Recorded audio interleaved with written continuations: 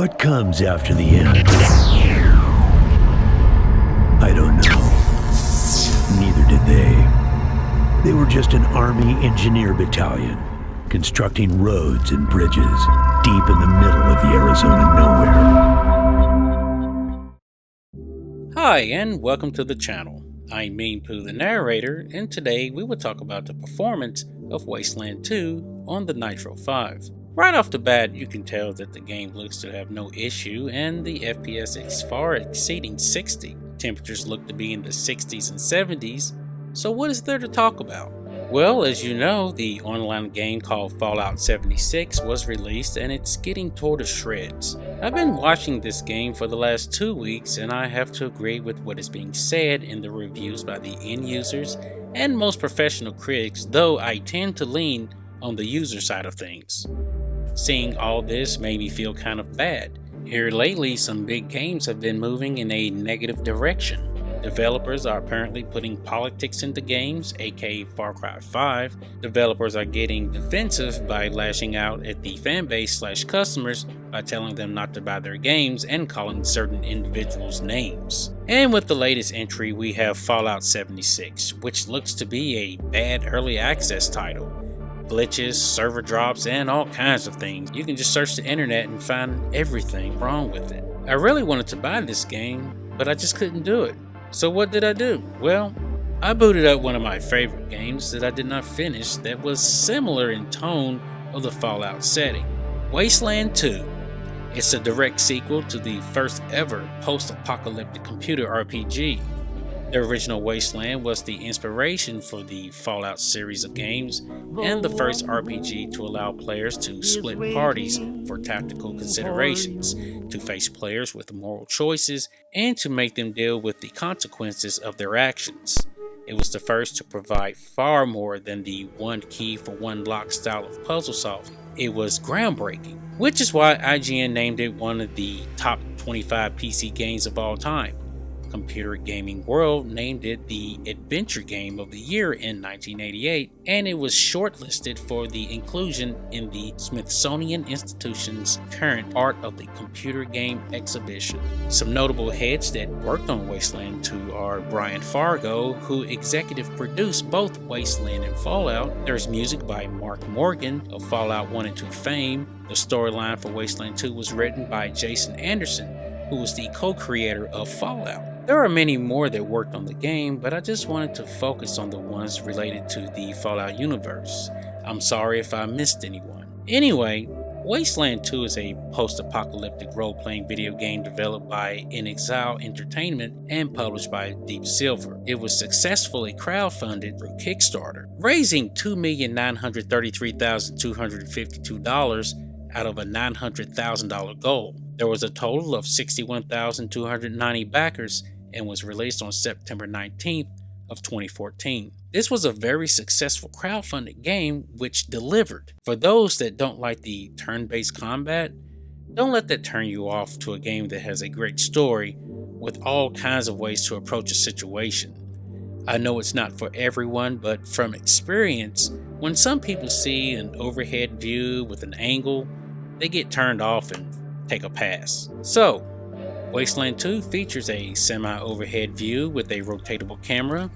It is a turn-based and party-based role-playing game with tactical combat. Your party has room for 7 characters. These include 4 characters that you design and up to 3 non-playable characters, or you can call them NPCs. When designing your party, there are too many things to choose from, and I mean too many. You can pick from a portrait, you can select the skin tone, and choose from a small selection of clothing. You can change your hair, torso, even change the size of your character. There's lots to do here. Let's not forget, if you choose to pick a custom character, you can choose the name, you can create a bio, and choose a quirk. This is just barely touching on how you can customize your character. Wasteland 2 has a combat skills tree that lets you specialize in things like bladed weapons, energy weapons, brawling, etc. You get the point. Just a note, I took the bladed weapon skill for granted and thought it was a waste. I have a character in my party who sucks at guns. Every time he shoots, for the most part, he misses.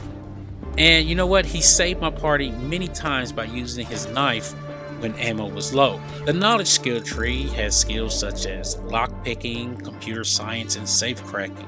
These can help you break into computer locks and safes to get hidden items. A really useful skill is the surgeon and field medic, as they can heal your characters while in battle and even revive them because, when they die, they're gone forever. The only thing that's left is their gear. The general skills tab has skills such as hard ass, which lets you intimidate people. Perception lets you see things you normally wouldn't see, and weaponsmithing lets you mod your weapons. Lastly, you have the quirks menu that help give you advantages in certain situations, but they come with a price, so you really have to read them carefully before choosing. To use the items, you must win battles and complete quests to acquire attribute points. You can then spend them in the customized ranger screen. I have to say this, but do you know what's best out of all this? Each skill has a great description of what it does.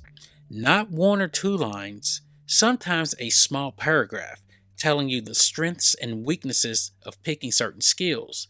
It has a great amount of detail, and that's really awesome in a game like this. With all that said, the characters are highly customizable, and your choice of statistics, skills, and appearance gives them an individualized personality. The non-playable characters in your party each have their own personality, motivations, opinions, and agendas. Wasteland 2 is set in an alternate history timeline in which a nuclear war between the United States and Soviet Union took place.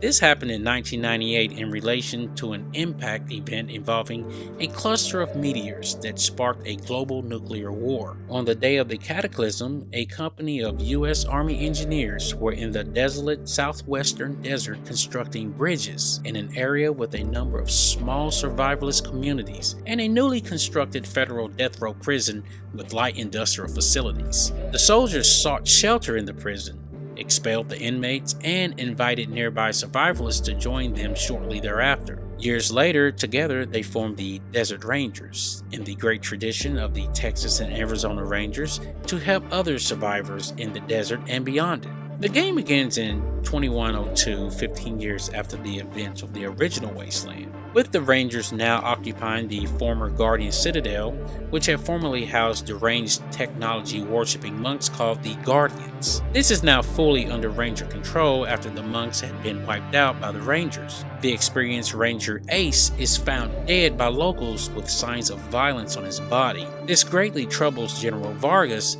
the leader of the Desert Rangers. General Vargas, just a few days prior, sent Ace out to investigate a strange radio signal that speaks of man and machine becoming one, while threatening to attack and wipe out the Desert Rangers. Controlling a squad of newly recruited Rangers, you are tasked with finding out who killed Ace and why they did it. And you're going to have to try and complete Ace's original mission. When you head to the Wasteland, you can't see everything. You have to discover it. You have to keep an eye on your water supply, so if you see an oasis, be sure to fill up. Did I mention that the game is almost fully voiced? Yep, it sure is. There is also a lot to read as well.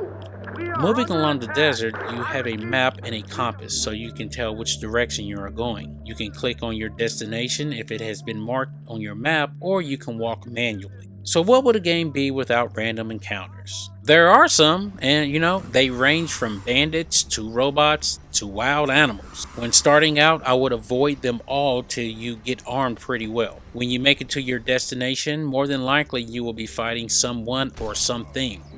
This is when you can be tactical, like XCOM, and split your party up if you choose to do so. A strategy that I use is to set my team for ambush and let my lowest character distract the enemy and make them chase. When the enemy gets close, they will most likely be funneled into a kill zone, so the rest of the team can take them out. It doesn't always work, so make sure to save often, as the enemy sometimes is unpredictable. If you manage to win a battle, you can loot the enemies and distribute the loot to the characters that could benefit the most.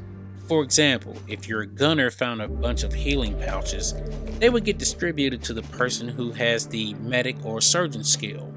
Same as with ammo. Certain guns use certain ammo such as 38s and laser batteries. Combat is the same as in XCOM and Fallout 1 and 2. You have a certain amount of move points available to move and perform actions. This is pretty standard in these types of games. One thing I forget about is that your weapon can jam, so you will have to either switch weapons or unjam it using points. Here's something cool. You can be doing a mission and get a call for help, right?